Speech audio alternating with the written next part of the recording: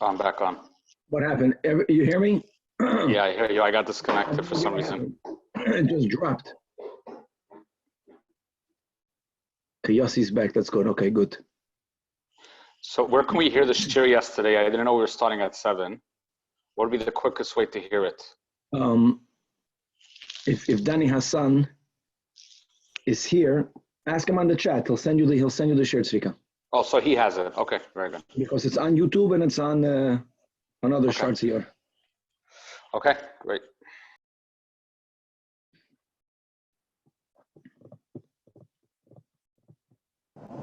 Good morning, everyone. Good morning, good morning, good morning. Samach is back.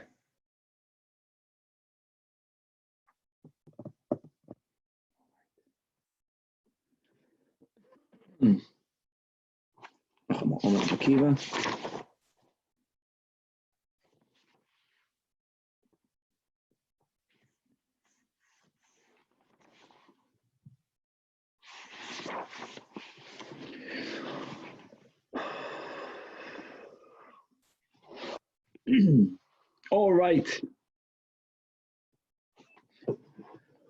With the help of Hashem, we are learning Shabbos Daf Pei Dalid.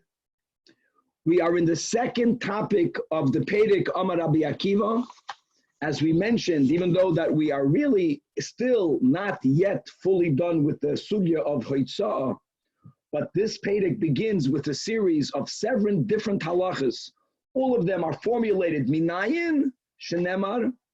So the first topic was minayin lavodah zara shematama b'masa, according to Rabbi Akiva shenemar. The second topic that we are into is minayin l'sfina shehita hoida. A boat b'chlal is not susceptible to tumas maga. And the Mishnah brought a asmachta, as a remes, from a pasuk in Mishlei derech aniyah b'lev. And then interestingly, we have a machlokes tanoim, we have Hananya, who agrees with the din that a sfina is not susceptible to tumas maga, but Hananya brings another source. His is not a shenemar, but his is a hekesh, based on a pasuk that we have in Shmini, that the Torah compares kalim to a sock, to a sack, to a sackcloth. And the rule is that, and in the parsha of Tumas Magas Sheretz, from which we say that only kalim that can be carried both empty and full are included in the parsha of Tumas Mago. However, kalim that are so heavy, even if they could be carried empty, but they are so large that when they are full, they cannot be lifted. For example, a ship, they are b'chlal not included in the parsha of Tumas Mago. And the Gemara, what we left off yesterday, said it's not just a machlokes in sources, but we have 2 nafkaminas between Hananya and our Mishnah, a consequence of from where is the source. Now we're going to continue learning the sugya, and we're going to see how these nafkaminas play themselves out in various new scenarios, and we will learn until the new Mishnah today many other very fundamental rules in Hilchos Tumah V'Tana. I want to give you an example. That Tumas Midras means a keli that was made to be sat upon, made to be laid upon. If a zav or a zava sit or lay on them, they become tamei on the same level as the source. The zav is an av, that bed, that shiur also becomes a av, which is b'chlal an exception from the rules of Tumah. Normally when Tumah is passed from one item to the other, when it is transmitted, it goes down 1 notch. So if the source is an av, the item that received Tumah from it, that acquired Tumah from it, becomes a rishon. If the source is a rishon, if it can be transmitted, it goes down to sheni. Sheni goes down to shlishi. But Midrash has the unique chumrah that it retains the same level of Tumah. Av makes an av. Now what happens if you have an article that was not primarily made to be sat upon? But sometimes people sit on it. And a zav indeed sat on it. Does it acquire Tumas Midras or not? So we're going to learn the following rule, that even if this item was primarily not meant to be sat upon, but if a person sits on it, they don't take away that utensil's ability to serve its primary function. I'll give you an example. If you have a container, the container was made to store things, but the opening to the container, the door to the container is not on the top, it's on the side. When it's on the side, that means that even if someone is sitting on the top, it doesn't take away the function of people opening up the door, filling it up with stuff, taking out stuff, because the opening is not from the top. That will acquire tumas midras, even though it wasn't made mainly for you to sit on it. But if the opening is on the top, so when the person wants to use the keli for its primary function, then they'll tell the sitter, get off it, I need to use it, and they'll have to taka stand up, then that item taka will not be included in tumas midras. We're going to learn another very important rule, that any article that's made out of earthenware, a klei cheres, is never susceptible to tumas midras. Now, b'chlal, this is really also a logical rule, because normally people would not use earthenware to make a chair, to make a bed. We make mugs out of it. And the reason is because cheres is weak, and if you're making a large keli for people to sit upon, most times it's going to break. But before we come to svaras that are very useful to explain why it isn't even tamei midrabanan b'tumas midras, Shabbos Pei Daled is going to dedicate many lines, 3 different sources. What is the biblical source that a klei cheres is never susceptible to tumas midras? We're going to learn another important rule regarding Tumah and Tara. We learned many times that pshutei kleiates are not susceptible to tumas maga, which means that one of the ways that we define a keli in Hilchas Tumah v'Tara, not the way we define a keli for Hilchas Shabbos. By Hilchas Shabbos, a keli means anything that was made to serve a function. It's called a keli.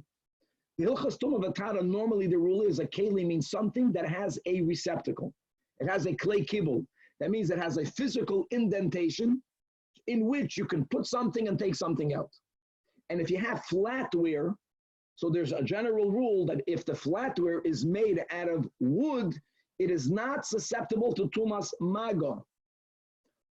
Metalware, metal flatware, your metal knife is susceptible to tumas maga. These are the rules. If it's made out of wood and if it's flat, then it's not susceptible to tumas maga. Today we will learn the rule that if you have pshutei kleiates that was meant for midras, it was meant for people to sit upon or lay upon. The best example would be a reed mat. It's meant for people to stand on it. It's meant sometimes even for people to lay on it if it's made a little bit stronger. So since it's susceptible to tumas midras, even though it's a pshutei kleiates, it automatically is mekabel tumas meis. Another detail, Shabbos Pei Daled, and we're going to learn the sources for that. And we're going to learn one more detail in the introduction. This is really giving away the whole daf. We heard the expression of pachim ketanim. Many of us heard this expression because in the story of Yaakov Avinu, when he was running away, when he was running from Lavan towards Esav, and there was a Yaboik river, and he had to go across it, and he was bringing his family across it, and he was going back to take his articles across it, and he returned to take his pachim ketanim. Pachim ketanim means small earthenware vials. So here we're going to speak about dinei tuma and tara of the pachim ketanim with a big klal. That pachim ketanim that's made out of earthenware, if they're very small, a zav will never be able to be metama them. It's not included in the dinim of tumas midras. It's not going to be included in dinei tumas maga. Don't forget, my friends, that a kli cheres only becomes tamei if that which is transmitting the tumah goes inside its airspace. So for example, this is a klei cheres mug. If the source of tumah touches any of its outer parts, it's not going to become tummy. Even if a kazais ben ames touches the outside of this mug, it will not become tummy. If the source of tumah goes inside its airspace, even if it didn't physically touch its inner walls, then it will become tummy. Pachim ketanim, the definition of small means that the finger of a person cannot fit inside. A hair can fit inside, but that doesn't count, because for a earthenware utensil, for it to acquire tumah, let's say from a zav, the flesh of the zav, the finger of the zav has to touch it. So if it's so small that it cannot acquire tumas maga because its finger doesn't fit inside, it also won't be included in dinei tumas hesed. So it's not shayach in midras, not in maga, and not in hesed. We're going to learn many other details as well, but I think we covered the main topics of Pei Dalet. It's a very small daf, but it's very important because we're having an opportunity to learn all of these nuances in Tumah v'Tara. And on Daf Pei Dalet, Amid Beis, we're going to begin the third din of this Perek. Guys, these inyanim are not related one to the other. As we spoke out yesterday, that the main reason why they are all bunched together as the Rishonim point out, is that Mishnayos are meant to be learned by heart. It's recording the Torah that was always learned Ba'al Peh. And being that we have 7 laws that are formulated, Minayin, Shenemar, even though they're not related, they are all put together one after the other. The third topic that we will at least begin today is the topic of kalayim. Kalayim means mixing seeds when you plant them together. Really, the word kalayim can refer to more things, right? Not wearing shatnez, not wearing a garment made out of wool and linen is also called sometimes the rules of kalayim. But the kalayim that we are going to be learning about is about planting. Now, we're going to be speaking about planting different vegetable seeds together, sowing different types of species together. This is only an Isur Midrabanan, so be it. There's also an Isur D'Oraisa of planting a grape seed, together with wheat and barley, together with 2 other seeds. The Mishnah is not necessarily speaking about Kalayim D'Oraisa, it's also speaking about Kalayim Midrabanan. And we're going to learn one important rule, and we're going to continue with that, God willing, tomorrow, which is mamash amazing. Many of us heard of the concept of Marasayin.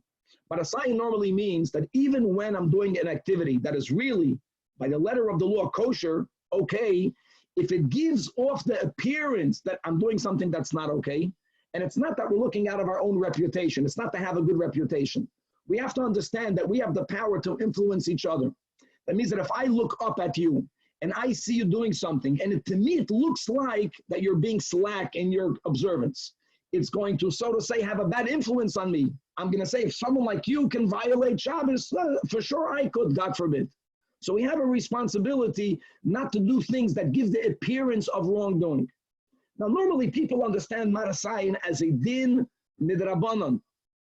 We're going to learn over here, this is amazing, that when it comes to Kalayim, Marasayin is part of the criterion that will make planting seeds together prohibited.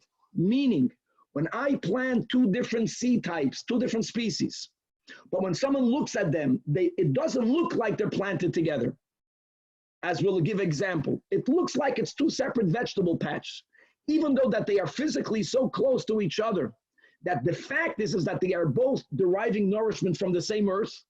So there is a certain mixing of these seeds, but if it doesn't look like they're getting mixed, then we are allowed to plant them together. Wow, even if we're planting seeds that midoraisa cannot be planted together, and since it doesn't look like they're being planted together, there isn't even an isur midrabanan. This is a huge concept. It's wherever there is no maras ayin in planting kalayim, then one is indeed permitted to plant them together. Together meaning even though that they are nourishing from the same ground. This is a wow. And let's begin inside. Again, we're coming back to the sugya of the boat. We left off, mamash, in the last 2 words on Daf Pei Gimel Amud Beis. I know that we spoke out a big intro, but we spoke out the whole Daf, and that's very good because it's a relatively short Daf with these klalim and hilchos tumav. So again, we have a machlokes tanoim as to what is the source to the rule that a boat cannot become tami b'tumas maga, either mishlei derech aniyah b'leiv yam or chananya the hekish from the Parsha in Shemini, and Amar Rava, turning to Daf Pei Daled, right? One of the nafkaminas that we had between Hananya and the Mishnah was, according to Hananya, the reason why a boat is not included, cannot become Tamei B'tumas Maga, is because a boat normally cannot be carried when it's full, and therefore Hananya is more machmer that indeed, if you have a very small boat, that could be carried even when it's small, even when it's filled. According to Hananya, it is susceptible to Tumas Maga. According to our Mishnah, it's never susceptible. So what's the pshat when Hananya says that if it could be carried when it's full, it's included in Tumah? What does it mean it could be carried? Does it mean it has to be so small that even an average person who's not the Oigmal Habashan can carry it? Or does it mean that if this is a type of ship, that the minig is that when it is full on dry land, people use oxen or other beasts that schleppers, it's carried by oxen. It is carried. Does that mean that it could be carried? Which would bring about a chumrah. In other words, even if it's that large that when it's full, I cannot lift it, or we cannot lift it, but our oxen can schlepp it, however it was schlepped then it will be included in din. It could become tamei, and indeed that's what the Gemara is saying, that Hananya, you should know that if you can be metaltal it, even though only through shvarim, through oxen, it's still considered something that could be carried not only empty, but when it's full. And therefore it is compared to the sack, and therefore it is susceptible to Tumas Mago, Shmei Tiltul, a statement. And how do I know that? And the Gemara brings a moedidik proof. And let's begin. Titnan. We're learning a Mishnah in Kalim. The Mishnah speaks about 3 different types of wagons, Shloisha Agoli saying, and the question is whether they are susceptible to Tumas Midras, whether they're susceptible to Tumas Maga, and here are the rules. A wagon that's Ha'asuya, the 3rd line on the top of the Amid, Kikatedra, like a chair. In other words, it's a type of wagon that was meant for you to sit upon. That's how you traveled. And today you go into a car, you go open up the doors, there are chairs in there. A wagon that has a chair in it, it was meant for people to sit on it. It's susceptible to Tumas Midras because it was made for people to sit upon. And therefore, indeed, if a Zava, if a Nida, if she'll sit on it, he'll sit on it, it will become enough. Kim Mita, if it was made like a bag, which means a bed, which means a long open box, and a wagon that was made to transport merchandise, schayra.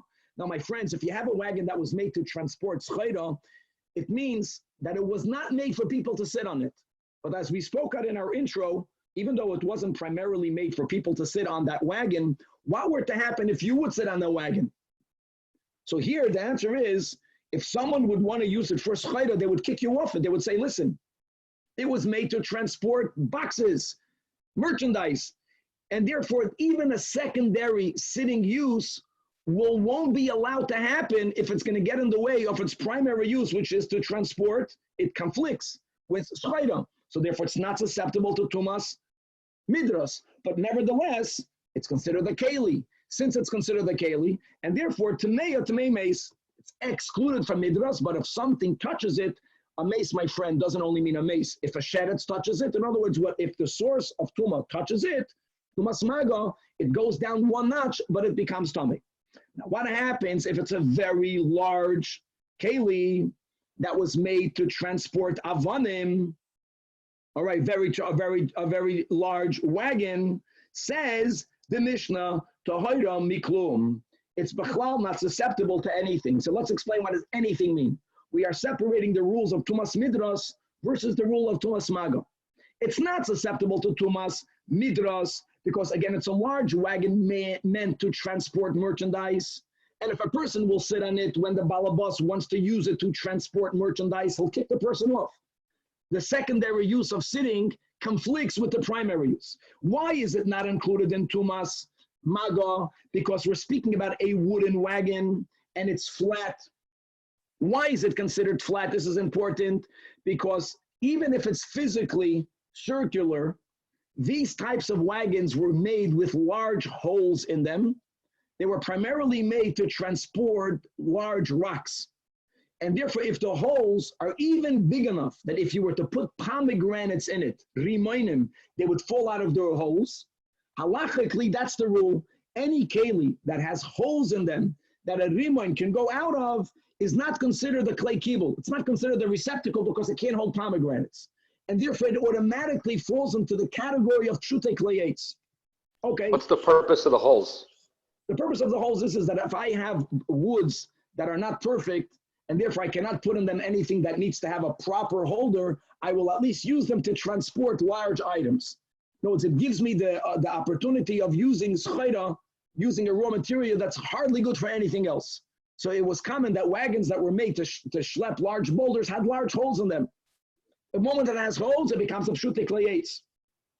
Pshutei klayates, that's the rule. Pshutei klayates are not susceptible to Tumas Maga. So it's not susceptible to Maga, nor is it susceptible to Tumas Midras. Now, the Omar Rabbi Yechanan clarifying the Mishnah, the Im Yeshba Beis Kibul Rimaynim. When do we say that if it's so large and it's meant to transport Avanim, right, it's not shaykh to Tumas Maga?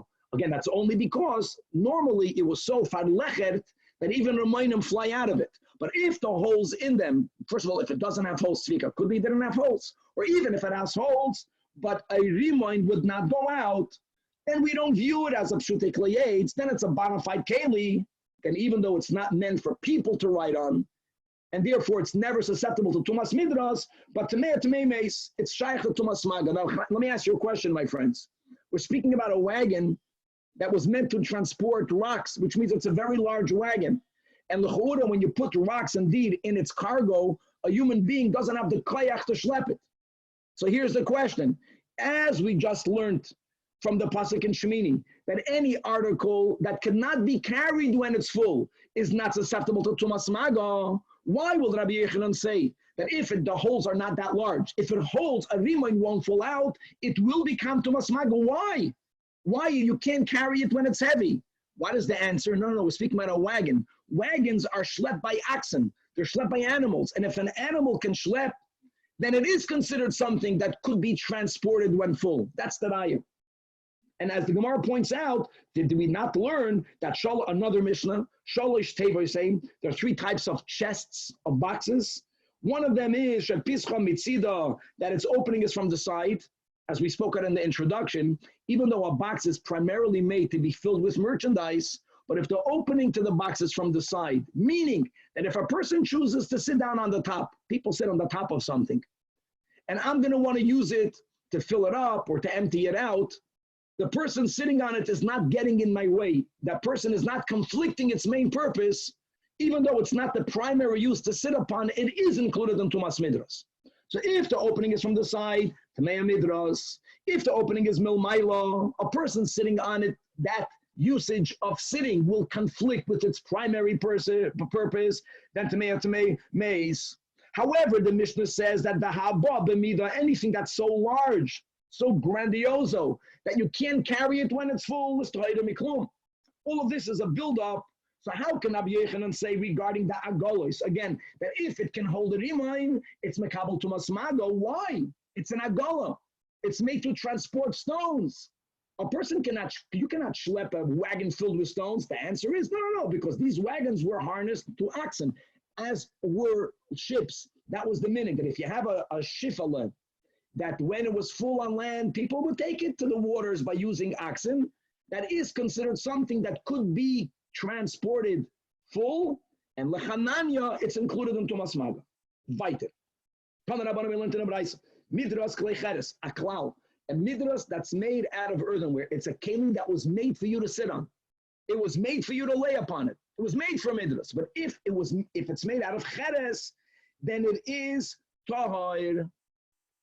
It is tahir. Now again, we spoke out there's a logic here, because normally people would not use cheres for midras. And indeed, that logic is used to explain why it is not even susceptible to midras midrabanan. But before we come to a derabanan, we have to give proofs for why is it so. Now, before we go into that, look at the words of the Baraisa. So the Tanach begins with the leniency. Klecheres is tar. Rabbi Yossi says, even a boat. Now, when you say even a boat, it means even a boat is tar. That's what he's saying. The problem is that everyone agrees that a boat is tar. What are we talking about? That was the rule in the Mishnah. So, Michael Aman, and we're going to have 2 ways of learning Pshat in this Baraisa. Amar Abzvid might take 1. Hachika Amar Midras Klecheres Tahir. Any utensil that's made for midras is not susceptible to midras. And umagoi, however, is it susceptible to it becoming tamei if something tamei touches it? And let me just add these words. Let's remember the rule. Klecheres never becomes tamei if the maga was in the outside of the keli, not in a chanami. But if the source of tuma goes to its interior, a cheres does become tamei. That's the rule.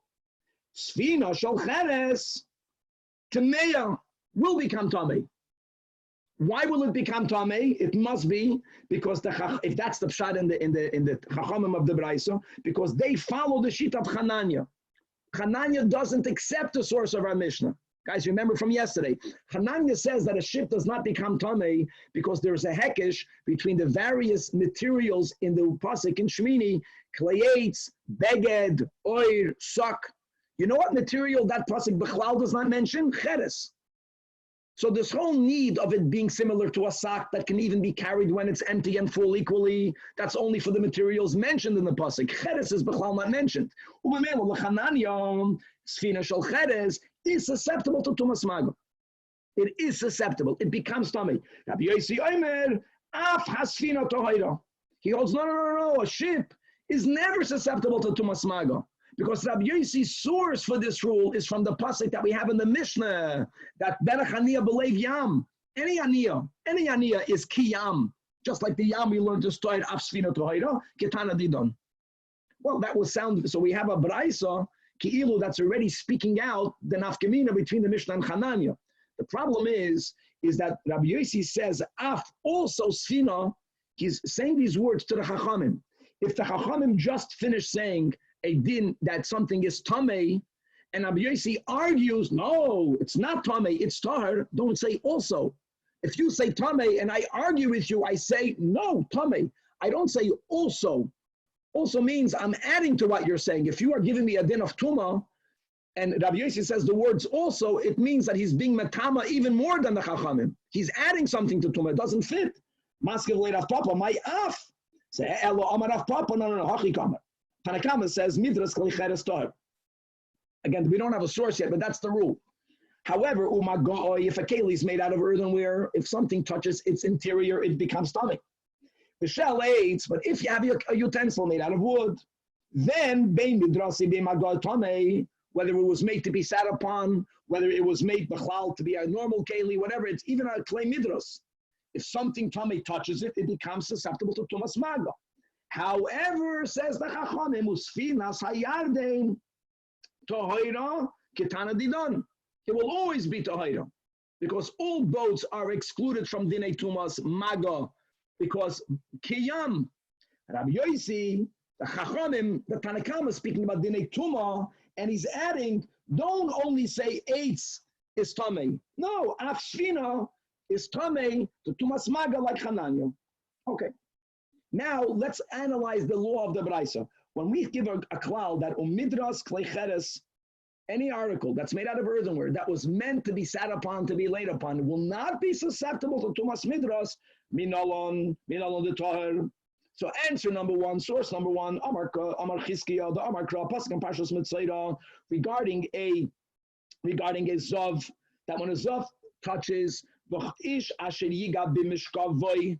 Here the pasuk is speaking about that if a zav sits on his bed, the bed becomes as tummy as the zav, which means the bed becomes an av. So then the pasuk says that if a man touches his mishkav, the man becomes an ishain. Wow. Okay. So the limud of Chizkiya from the word mishkavoy, his bed. The emphasis that the bed belongs to him, and that's teaching us. A hekish says Hananya makish mishkavoy to loy.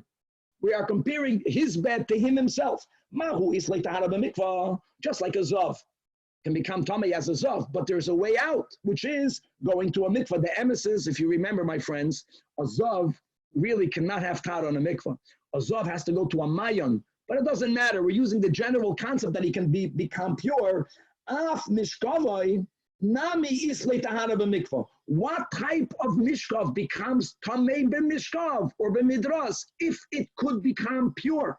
And since we know already the rule that an earthenware utensil, if it becomes tamei, can never become tar by taking it to the mikvah. You know, Chazal used the words that shevirasan zehu takanosan. You have to break it, but that's not called you're not purifying it, you're destroying it. So imagine something that cannot become purified, lechatchila cannot become tamei. Beautiful. That's one source. The Beit Rabbi Yishmael, Tana, another pasuk later in Parshas Mitzayim, when the pasuk is speaking about a couch of a zav, that kimishkav nidasa, that the couch of a zav is like the bed of a nida, but here again it's nidasa, her bed.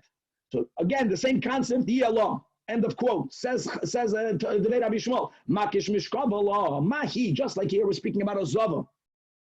Right, that a zava is like a nida, just like by the zava isla tahara b'mikvah, af mishkav nami isla tahara b'mikvah. And again, lafuka klei cheres, since it cannot become purified whenever it becomes tamei, so lechatchil it's not included in the parsha of Midrash tahara b'mikvah. Okay, maskiv Rabbi Laon from Rabbi Isa, mapots bameis minayin. Oh, we spoke this out in the introduction. A reed mat. First of all, a reed mat means it's a clay.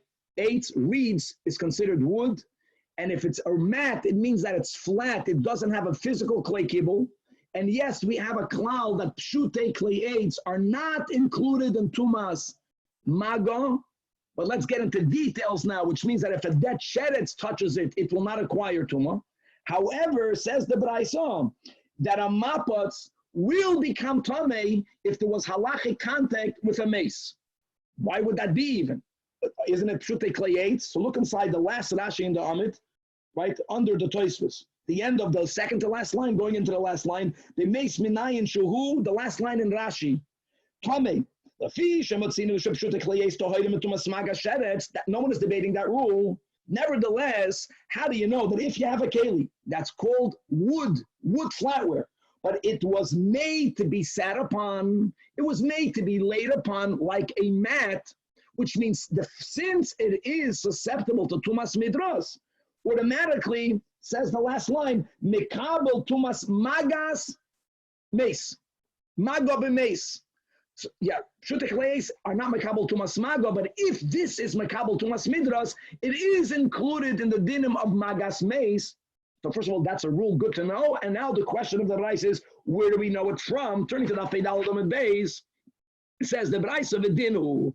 I have a kal v'chomer to tell you that it has to be that way. It's a logical source, which is uma pachim ketanim shetoinim b'zav. Again, we spoke this out in the intro.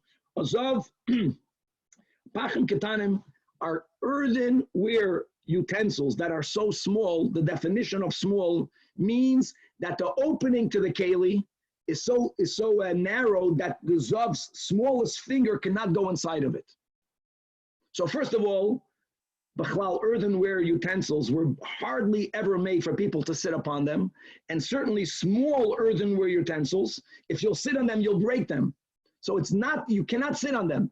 If you cannot sit on them, so they are excluded from Tumas Midras. Okay, what about Maga? Physically, the Zav cannot stick his finger in it. So it's also technically it will never become Tamei B'Tumas Maga. Now of a Zav. I'm not speaking about it's susceptible to becoming Tamei if it's not closed. If the keli is not closed and there's a mace under the same roof, then the tuma goes into the ear space. But I'm speaking about it cannot become tamei through the touch of a zav. And the other type of tuma zav that we spoke about yesterday and 2 days ago was a concept called hesed. There's a rule: if something cannot become tamei b'magas hazav, that item is excluded from becoming tamei through a hesed hazav. So pach and ketanim, the fact is they are tohirim b'zav. Nevertheless, they are included in Tamei Mace if that little vessel is not stopped, it's not closed, if it's not a tzamid puzzle, and it's under the same oil as the Rizak Azayis Min HaMace, then since the Tuma of the mace goes into its ear space, it could become Tamei, it does become Tamei. So Oy Bazoi says the Braisa, Mapats should Tamei Bezav, a Mapats, a reed mat. It is included in Tumas Midras. It was meant for people to lay on it. It's like a hammock. So if it's included in Tumas Midras of is Einadin, that it is susceptible to Tamei Mace. Gewaldik. Pachim Ketanim Tohirim Bezov are susceptible to Tamei Mace. So a Mapats that is susceptible to Midras of is susceptible to Magas Mates, even though the rule is that Pshutiklayets are excluded from Magas Sheretz. End of Braisa. Now, frekt Rabbi Eloi, hold on. Va'amai. Why are we assuming? We're making an assumption that a mapatz, that a reed mat is susceptible to midras of. Why?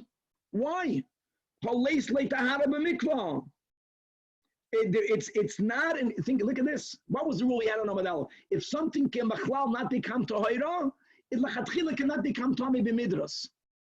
Now, why would we say that a reed mat cannot become purified? I mean, we always know that rule by a klicheres. So Rashi beautifully quotes over here that all of the sources in the Torah, in Parshas Shmini and in Parshas Matos, that speaks about purifying articles by taking them to the mikvah, they speak about the material from which the article is made of, and never do we have a mapatz over there.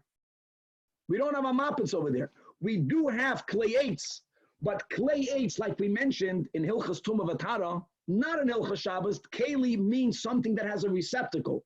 If something does not have a physical receptacle where you can put things in and take things out in a clay kibble, then it is not called clay eitz. So since the Torah never speaks about the possibility of being metahed pshute clay eitz, we're saying indeed that once it becomes tamei, you cannot purify it in the mikvah. No one debates that either. But now we have the following question. If you're bringing me a rule that something that cannot be purified, lachatchilu doesn't become tamei b'tumas midras, so the whole base of the Kal V'chomer was refuted.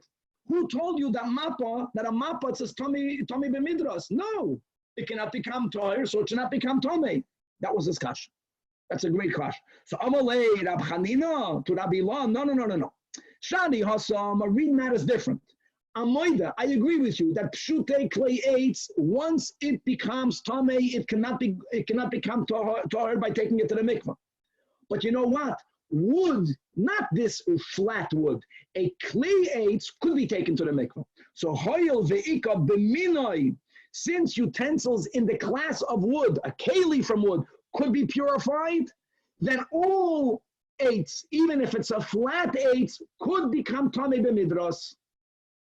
Masha enken by cheres, no type of cheres, right, can never be taken to the mikvah. Not when it's flat, not when it's a keli. That's why it's excluded from tamei midras.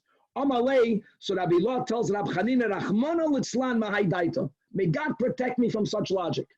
If you're telling me a rule that something that cannot become tamei, cannot become purified, cannot become tamei b'tumas midras, what are you, biminoi? I don't care about biminoi. So this responds, Rab Chanina, Adarabba, Rachmana litzlan, from the way you're thinking. I stand my ground. And Rab Chanina is proving himself. And I'll tell you more, V'tamamai, what's my reasoning that since b'minoi, there is tahara, all of its minoi can become tamei midras, because really, Trei Kroig Sivi, there are two psukim in the parsha that we are quoting, Taka, as we learned on Amud Aleph, it says, V'ish ashehigav b'mishkav voi. From there we learned that the mishkav voi has to be like him. Just like he has tahara, the bed also has to be something that could become purified. I'm minded to that. But don't forget, the Ksiv, it also says another pasuk, V'chol ha-mishkav asher yishkav olav hazar yitma. There we are not mentioning his bed.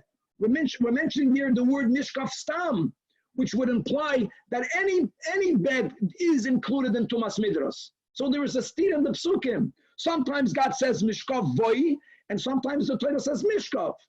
So how do you reconcile that? So it must be that this is the answer. Haketzad yesh v'minai. If the bed or the couch or the chair is made from a material that in any scenario, in one scenario, that material could become purified in the mikvah, even though this one cannot become purified in the mikvah, like, for example, flat woodware, then the din is, it is susceptible to tumas midras.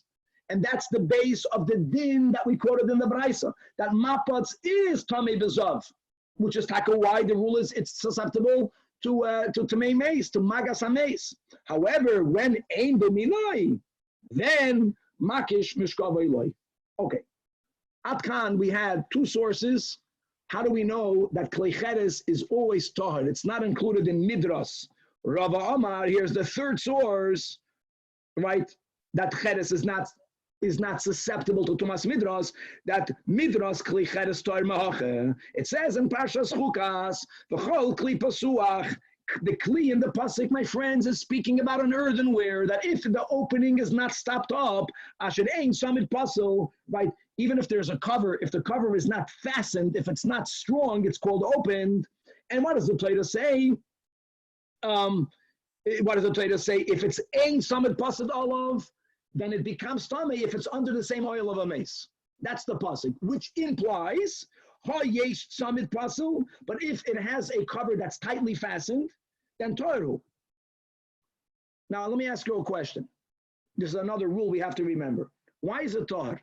I know that a klei cheres can only acquire tuma from its inside, and like we mentioned, even if the source of tuma doesn't touch its inner walls, but it has to enter its airspace. I understand that. And if it's fastened, right, if your mug is fastened on the top, so the tuma of the oil of the mace cannot enter its airspace. But hold on. If the keli itself becomes tamei, there's a cloud that an article that becomes tamei cannot create a chatzitza from the tuma. If an article becomes tamei, then it doesn't create a chatzitza. So therefore, says the Gemara, mi lo yaskinan is the pasuk not at least also referring to a klei cheres that was made for people to sit upon. The yachadinu leishtanida, which means this is a keli that maybe acquires tumas midras. If a keli acquires tumas midras, then it doesn't make sense to say that if the cover is tightly fastened, then the mace, the tumas mace, doesn't go inside of it. It doesn't make sense.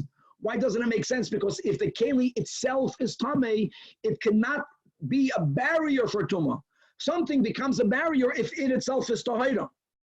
And since the Torah gives you a klal that if you have an earthenware keli, that if it's tightly fastened, it will never acquire tumas oil, it will never acquire tumas mace, it must be because there isn't any klei cheres that will ever become tamei on the level of midras. Even if it was made for you to sit on it, and even if it was sat upon, so what? Even if a zav or a nida, right, will sit upon a klei cheres, midras, it's excluded from. So therefore, it makes sense that since tumas maga by a cheres is only from the inside, if it's tightly fastened, it will taka never become tamei. Again, nevertheless, the Torah always says tahar. So that's the third source that klei cheres is never susceptible to tumas midras. Atkan zochinu to learn tuma v'tara, and now we're beginning the new sugya, the new Mishnah. And again, we're going to a complete new topic. We're going to the topic of kalayim. There are many types of kalayim. The word kalayim is a very generic word. You can even use the prohibition of cooking meat and milk under the umbrella of kalayim. We're not allowed to plow a field using two different types of animals, shor v'chamor. We're not allowed to wear fibers of wool and linen. But the kalayim that we are referring to is to planting kalayim. Now, there are many details that are not negaya right now, but just to be aware of. There are certain types of plantations that cross mixing seeds together is asur anay deraisa level.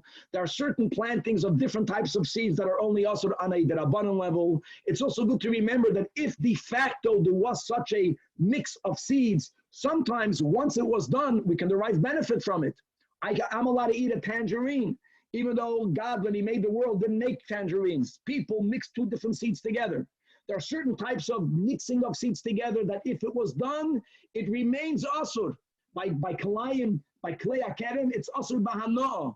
Those details are not important. We're speaking about just the concept that we are not allowed to plant, and if we're speaking about vegetable seeds, we're going to go with the shita that planting two different types, two different species together, it's an isur d'rabanan. And let me touch the word together. Together doesn't mean that you put the seeds that they're touching each other in the ground.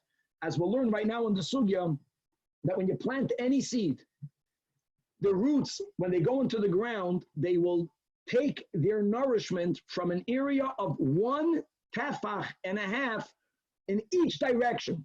So you have to make really a circle around the seed or around the root, 1.5 tefach in every direction, and that circular is the area from which this vegetable is deriving nourishment. Which means that if I want to plant two species, two different types of vegetables in the same patch, to begin with, if they are 3 tefachim apart, 3 tefachim apart means that each one has its own 1.5 tefach, then they are not deriving nourishment from the same patch of ground. And that for sure will be permitted. No one is debating that. The chiddush that we will learn here is that there are certain times, I learned this word from Danny 7.5 years ago, that if you have lines of vegetables that are planted perpendicular, one from the other, which means one is going in north-south and the other one is going east-west, even though the corners are coming so close to each other, they're not touching each other, that you can't, but they're not 3 tefachim away from each other. They're not 3 tefachim away from each other. Now, the klal is that any things, if the roots are within 3 tefachim from each other, they are deriving nourishment from the same ground. And whether it's kalai midoiraisa, then it should be asur midoiraisa. If it's kalai midarabanan, it should be asur midarabanan. Says our Mishnah, that's the chiddush, that if they don't, there's no marasayin. When you're planting the vegetables, making lines that are running one parallel to the other, when you look at it, you're planting vegetables. A furrow, a line in any direction. The moment they change directions, it doesn't look like you planted them together. And as long as they are not mamish touching, then you are allowed to plant them within the 3 tfachim. And even though our Mishnah is speaking about Kalayim Midrabanan, Rashi makes a point to say that this rule, it's amazing, is even when you are planting seeds that midairaisa you may not plant with Kalayim. If there is no maras ayin, my friends, then you are lachatchila allowed to do it. Mamash, wow. How will you find in halacha? Not maras ayin l'chumra. I'm allowed to do it, but it doesn't look good. No. By Kalayim, if it doesn't have the maras ayin aspect, even if they are mixed, halachically, you are allowed to plant them. The example we will give in the Mishnah, you can already look inside, before we speak it out, look inside the Rashi. Even if you have a Gemara like ours, without the new art scrolls and Rabbi Steinsaltz, you can push and see the box. All he wants to point out on the box is, if you can count the little empty boxes, you're going to see that there's 3 little boxes in between all of the seeds, all of the plantations. So we're speaking about an example that you have a small area on the ground in which you want to plant 5 different types of vegetables. And midrabanan, you may not plant any of these different types together. So normally the rule is, okay, so make furrows and keep each furrow 3 tfachim apart from the other. 3 tfachim is good enough. And look at the box. The box is like this, that this person is not planting them in the same direction. He's planting one line of vegetables. Look on the top of the box. Let's go, the top box is going, and from the way I'm sitting right now, I'm going north-south. And the one on the bottom is also going north-south, but that's already 6 tfachim away from the other one. And then do you have them, the ones on the sides are going east-west and east-west. In other words, each line is going in a different direction. You are even allowed to plant now. Look inside, there's one area in the middle of the box that you can plant another type. Why can you plant a type in the middle? Because you're planting them in a way that you have for each type of seed. Look at the center. You have 3 tfachim in each direction. 3 tfachim allows for you to have the tefach and a half for each type. So they're not deriving nourishment from the same ground. What's the chiddush of the Mishnah? The chiddush of the Mishnah is that look at the lines, the rows that you are planting on the periphery of the box. You see the lines in Rashi? Even though that they don't physically touch, but they're coming very near each other. Here in this illustration in Rashi, there's only 1 tefach in between them, which means that they are deriving nourishment in the ground. But since the line on the top and the line on the sides are perpendicular, so when a person looks at it, it doesn't look like it's not a Masudar Dika field. They're not planted together. Since they don't have the appearance of them being planted as a mixture, even though they don't have the 3 tfachim, the tefach and a half for each, you are allowed to plant it. Now we'll read the words inside the Mishnah. That's the 3rd din in this Perek. Minayin la'aruga. How do you know that when you have a vegetable patch? We're speaking about sowing, okay, different seed species together. Shehi shisha al shisha tfachim. As long as this box, as this patch has 6 by 6 tfachim, that shezoid and betoicha, that you are able to use this land to plant. You know how many different types? 5 different types of seeds. Chamisha zeiroinim. But how do you have to plant them? Dalid al dalid ruchas aruga. 4 of the 5 types, each type on one side at the end of the box, as you have in the illustration. And you are allowed to plant 1 in the middle. And my friends, the chiddush of the Mishnah is not about the 1 in the middle. That's not a chiddush, because the one that you planted in the center, whether you're looking to the sides, whether you're looking top and bottom, in any direction you go, you'll notice that between the seed in the middle and any side, there are 3 tfachim. That's not the, of course you can do that. The chiddush is that the dalid al dalid that are on the ruchais, dalid al ruchais, that you don't have to leave by the edges the 3 tfachim. They can go almost towards the end. As long as they're not physically touching, even though they are within 3 tfachim, each one does not have a tefach and a half, it's allowed. How do we know that? Shenemar, minayin shenemar. And what's the pasuk? The pasuk is speaking about the great Yeshua that's going to happen with the coming of Mashiach. And as it says in the pasuk, ki ka'aretz toitzi tzimcha, and like the earth that gives forth its plant, uchigano zeiroyeho satzmiach zara, right? And like a garden that causes its seed to sprout.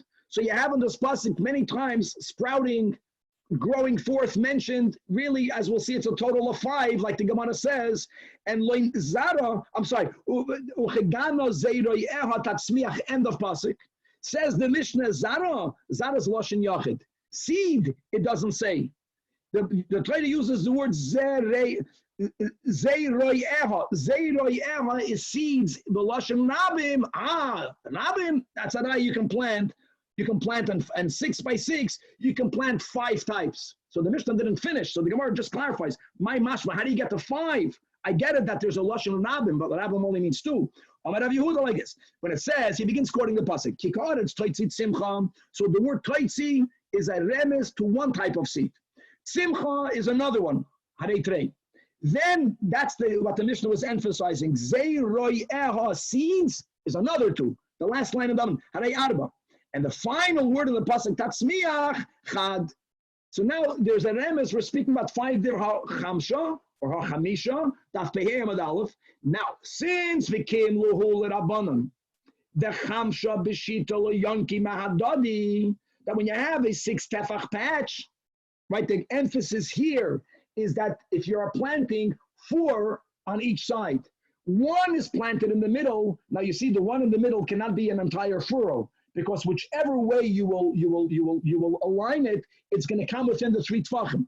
Oh, there is a cloud. That's a cloud that you need to have 1 tefach and a half for each seed, so you can plant one in the middle. But what's the chiddush? The chiddush is we're going to end here in the Gemara, and we're going to continue tomorrow. But look inside. Let's go back to Daf Pei Daled Amud Beis Rashi in the Mishnah. Look at Rashi. Rashi didn't ask about achas be'emsa. It's the 4th line in the Mishnah in Rashi. Achas be'emsa zot Rashi got an echad. Finished. Now, Falpi, that's the chiddush of the Mishnah.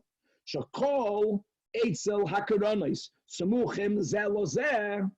I get it that the one in the center has 3 tvachim space, no matter which direction you go. Good. But what about the ends, the ones on the periphery? And the ein beineim harchaka gimel tvachim. And since you are allowing them to come within 3 tvachim, the biological fact is the yoinkim zeh mizeh. The edges are being yoinik from the same ground, says Rashi, ein kan beis michush. Nothing to worry about, because the gabe kalayim, when it comes to the laws of kalayim, hekerohu deboinon. The loyla have irvuv. It's about what it looks like. Toho akalayim kapat kra. Wow, kalayim means it looks like it's mixed.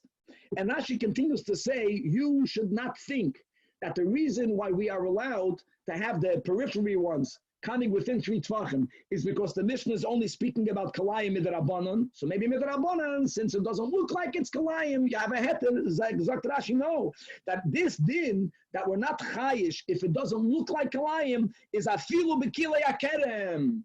Even when you're cross-breeding or you're cross-planting seeds that are a doiraisa de keisur, which is when you have grapes, and according to the Rambam, it's not grapes and wheat. It's grapes and wheat and barley. It's 1 seed of grape with 2 different seeds, with all the other details, even over here, even by a doiraisa, if there is no maras ayin, why would that be? Because they're planted in perpendicular directions, then they are excluded from the isur of kalayim. We'll stop over here. God willing to be continued tomorrow. So we're going from Tum and Talat, guys, tomorrow to Zroim. By the way, Rabbi, when you said tangerine, did you mean nectarine or also tangerine's probably also, but nectarine is the common. I was told was a crossbreed. So tangerine